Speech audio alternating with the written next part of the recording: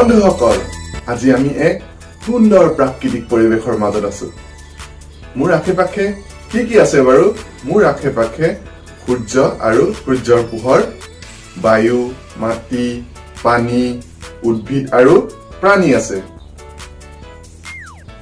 আমাৰ চাৰিওফালে থকা বায়ু, মাটি, পানী, সূৰ্যৰ পোহৰ, প্ৰাণী, উদ্ভিদ, নদ-নদী, জান-জুৰি, পাহাৰ, পৰ্বত আদি সকলোবোৰ মিলি পৰিৱেশ সৃষ্টি কৰে।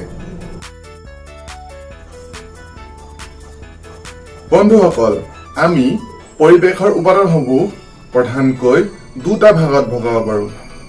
এবিধ হৈছে জৈৱিক উপাদান আৰু আনবিধ হৈছে অজৈৱিক উপাদান।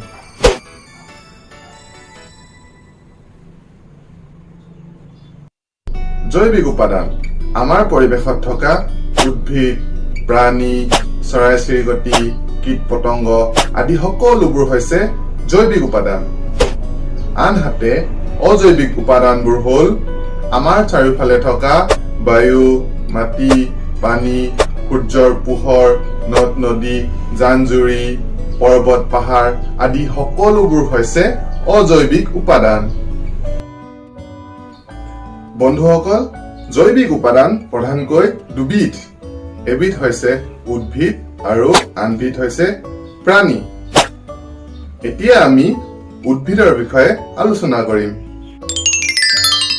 উদ্ভিদ আমাৰ আশে-পাশে থকা উদ্ভিদবোৰক প্ৰধানকৈ চাৰিটা ভাগত ভগাব পাৰি।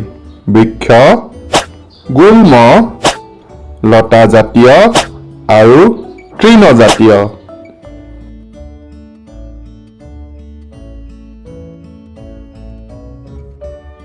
যিবোৰ উদ্ভিদৰ গা-গছ শকত আৰু টান, এনে উদ্ভিদবোৰক বৃক্ষ বুলি কোৱা হয়। বৃক্ষবোৰৰ পৰা পোৱা কাঠৰ পৰাই আমি চকী, মেজ, খাট, দুৱাৰ, খিৰিকী আদি তৈয়াৰ কৰিব পাৰোঁ। অসমৰ শাল, হুলুং, বনচুম, তিতাচপা আদি গছবোৰ বৰ মূল্যৱান বৃক্ষ। হুলুং অসমৰ জাতীয় বৃক্ষ।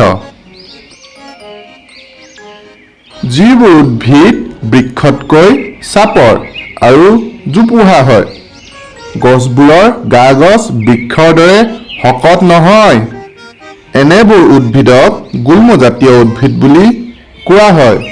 যেনে ডালিম, নেমু, জেতুকা, জলকীয়া গছ, বেঙেনা গছ আৰু বিভিন্ন ধৰণৰ ফুল গছ। আনৰ সহায়ত বগাই যোৱা উদ্ভিদবোৰেই হৈছে লতাজাতীয় উদ্ভিদ। এই গছবোৰৰ গা-গছ কোমল আৰু লেহুকা। এইবোৰে আনৰ সহায় লৈহে বগাই যাব পাৰে। বগাই যাবৰ বাবে এই গছবোৰক বাঁহৰ চাং সাজি দিয়া হয়। লাও, জিকা, ভোল, কোমোৰা, উৰহি, তিয়ঁহ আদি গছবোৰৰ বাবে চাং সাজি দিয়া হয়। আনহাতে ৰঙালাও, তৰবুজ আদি গছবোৰ মাটিত বগায়। আকৌ পাণ, জালুক, ভেদাইলতা আদি উদ্ভিদবোৰেও আন গছৰ গাত বগাই যায়। তৃণজাতীয় উদ্ভিদ ঘাঁহ, দুবৰি বন, ধান আদি সকলোবোৰ তৃণজাতীয় উদ্ভিদ। ইয়াৰ উপৰিও আমি ঘৰত বিভিন্ন শাক-পাচলি খেতি কৰোঁ। সেইবোৰ ভিতৰত লাই, পালেং, ধনিয়া, পদিনা আদি উদ্ভিদবোৰ সৰু আৰু গা-গছবোৰ কোমল, গতিকে এইবোৰো হৈছে তৃণজাতীয় উদ্ভিদ। কিছুমান তৃণজাতীয় উদ্ভিদৰ গা-গছবোৰ ফোঁপোলা, যেনে বাঁহগছ। গা-গছ টান আৰু ওখ হ'লেও বাঁহগছ এবিধ তৃণজাতীয় উদ্ভিদ। পৃথিৱীৰ আটাইতকৈ ওখ তৃণ হ'ল বাঁহগছ।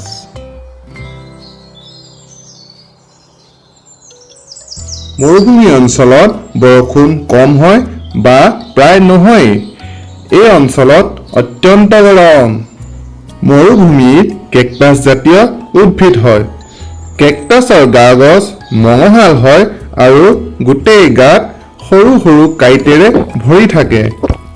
কেকটাছৰ শিপা বৰ দীঘল হোৱাৰ বাবে মাটিৰ বহু তললৈ গৈ পানী শোষণ কৰিব পাৰে। কেকটাছৰ কাঁইটবোৰে মৰুভূমিত বলা বালিৰ ধুমুহাৰ পৰা কেকটাছক ৰক্ষা কৰে।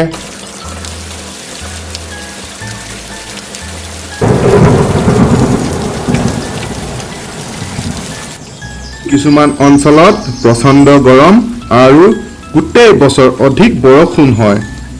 এই অঞ্চলবোৰ ওখ, শকত, টান আৰু অধিক ঠাল ঠেঙুলিযুক্ত বৃক্ষজাতীয় উদ্ভিদেৰে ভৰি থাকে। এনে অঞ্চলত থকা অৰণ্যক বৰ্ষাৰণ্য বুলিও কোৱা হয়। আমাৰ আশে-পাশে বহুতো জলাহভূমি আছে। পানী আৰু মাটি এই দুটা প্ৰধান উপাদানেৰে ইয়াৰ পৰিৱেশ গঢ়ি উঠে।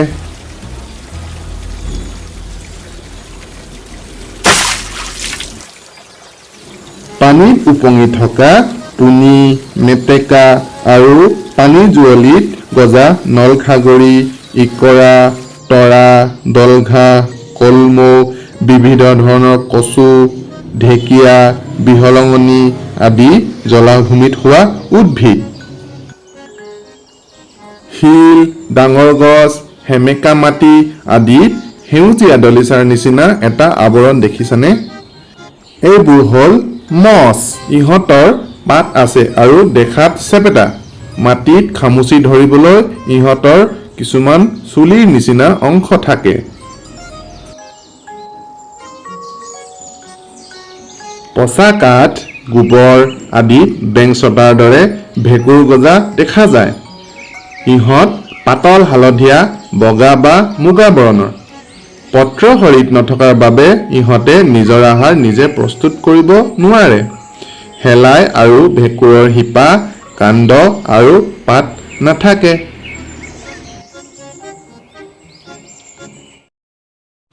বন্ধুসকল, এতিয়া আমি পৰিৱেশৰ আন জৈৱিক উপাদান প্ৰাণীৰ বিষয়ে আলোচনা কৰোঁ আহা।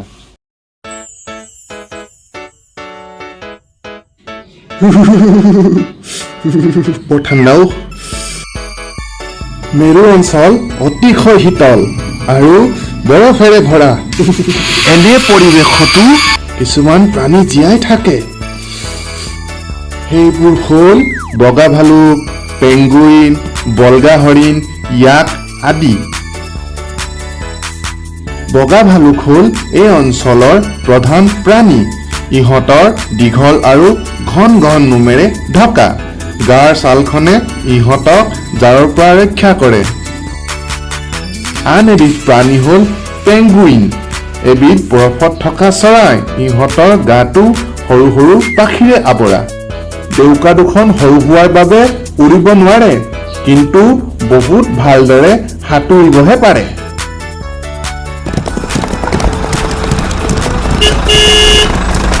বন্ধুসকল, মই বিভিন্ন জীৱ-জন্তুৰ লগত ঘূৰি ফুৰিছোঁ। তৃণভূমি অঞ্চলত হাতী, গঁড়, হৰিণা, জেব্ৰা, জিৰাফ আদি তৃণভোজী প্ৰাণী থাকে।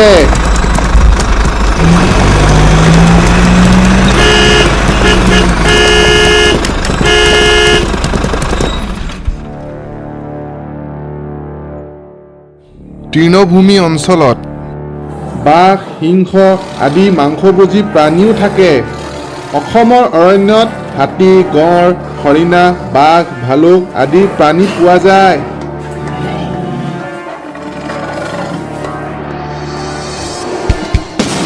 বন্ধুসকল, তোমালোকৰ বাবে আজি মই বৰ ডাঙৰ বিপদত পৰিলোঁ।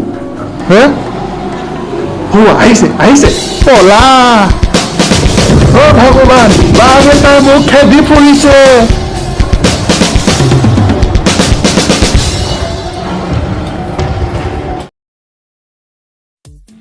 মৰুভূমিত প্ৰচণ্ড গৰম হয় আৰু চাৰিওফালে বালিৰে আৱৰা।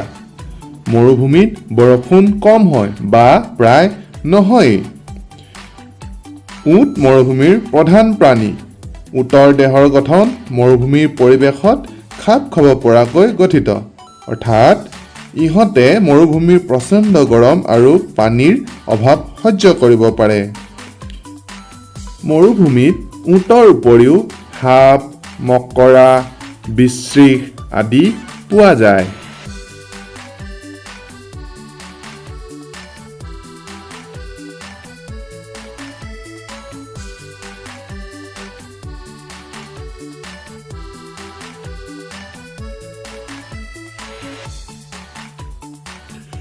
জলাভূমি আৰু ইয়াৰ কাষৰীয়া অঞ্চলত নানা ধৰণৰ ভেকুলী, সাপ, শামুক, পোক-পতংগ, পানী মকৰা, কেঁকুৰা আদি প্ৰাণী থাকে। ইয়াত বহুতো অণুজীৱও থাকে। ইয়াৰ দাঁতি কাষৰীয়া অঞ্চলত থকা ডাঙৰ ডাঙৰ গছবোৰত বগলী, হাড়গিলা, বৰটোকোলা, কণামুচৰি, পানীকাউৰী, মাছৰোকা, চিলনী আদি চৰাই থাকে। খাদ্যৰ বাবে জলাভূমিৰ প্ৰাণীবোৰে পৰস্পৰে পৰস্পৰৰ ওপৰত নিৰ্ভৰ কৰে।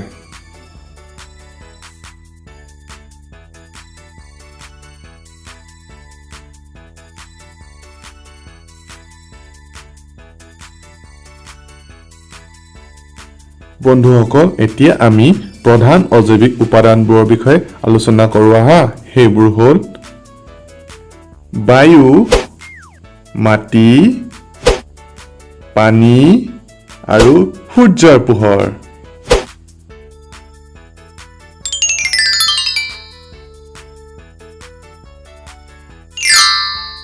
বন্ধুসকল, আমাৰ চাৰিওফালে বায়ুৱে আৱৰি আছে।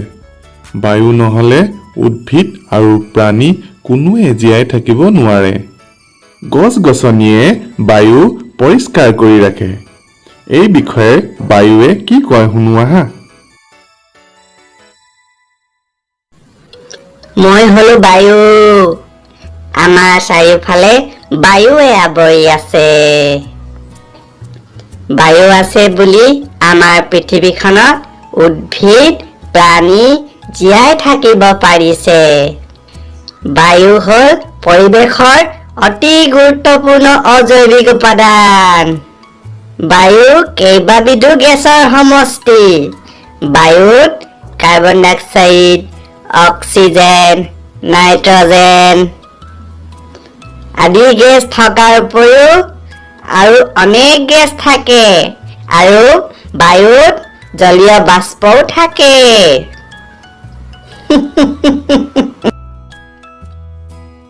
মাটি।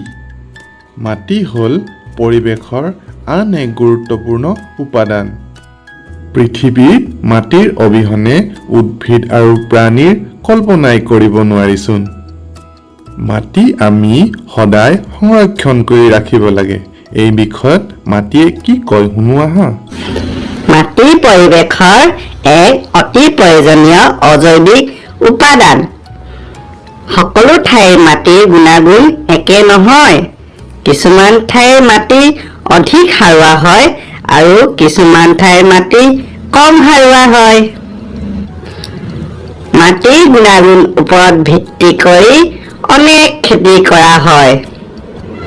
উদ্ভিদ আৰু প্ৰাণীৰ কাৰণে মাটি অতি অপৰিহাৰ্য।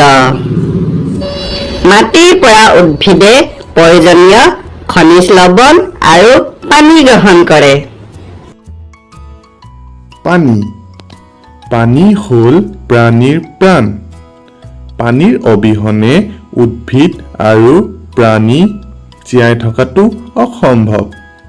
আমি পানী কেতিয়াও প্ৰদূষণ কৰিব নালাগে। মই হলো পানী। পানী হ'ল পৰিৱেশৰ অতি প্ৰয়োজনীয় অজৈৱিক উপাদান। পৃথিৱীৰ মুঠ পানী বেছিভাগেই হৈছে সাগৰ আৰু মহাসাগৰৰ।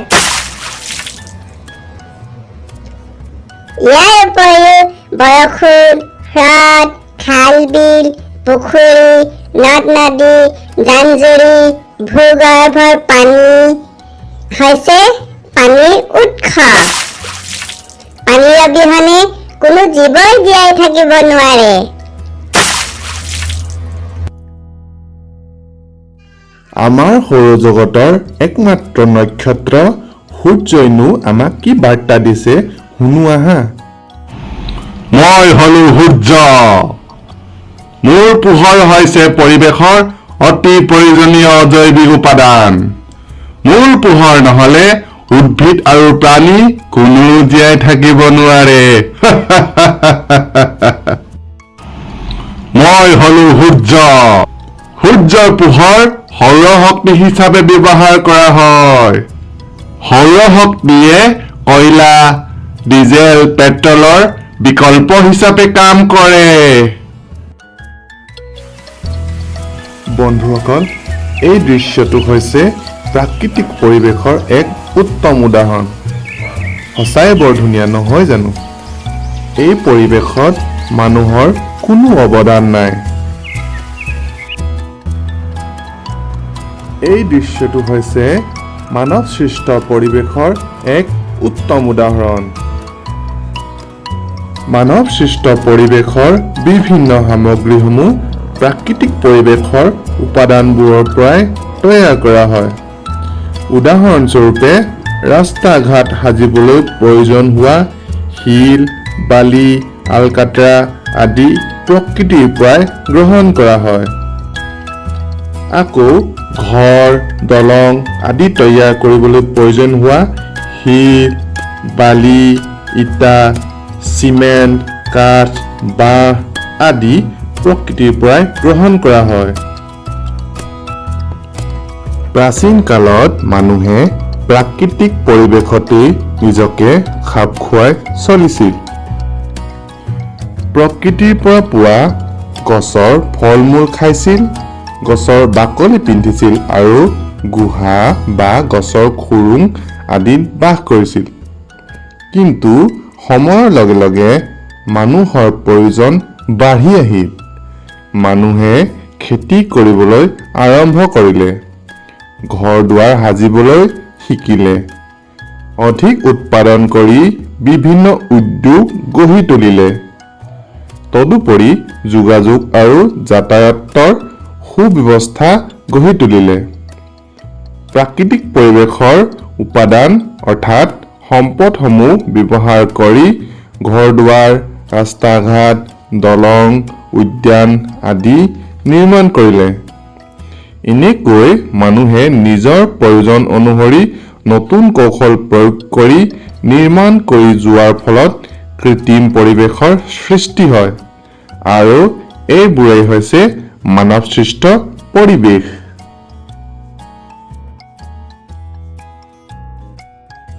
বন্ধুসকল, ভিডিঅ'টো চাই ভাল পালানে বাৰু? ভিডিঅ'টো চাই যদি ভাল পালা তেন্তে আমাৰ চেনেলটো ছাবস্ক্ৰাইব কৰি দিবা। তোমালোকৰ ছাবস্ক্ৰিপশ্যনে আমাক এনেধৰণৰ ভিডিঅ' বনাবলৈ অনুপ্ৰাণিত কৰে। ভিডিঅ'টো তোমালোকৰ লগৰবোৰৰ লগত শ্বেয়াৰ কৰিবা। বন্ধুসকল, আজিলৈ আহোঁ দেই। জয় অসম।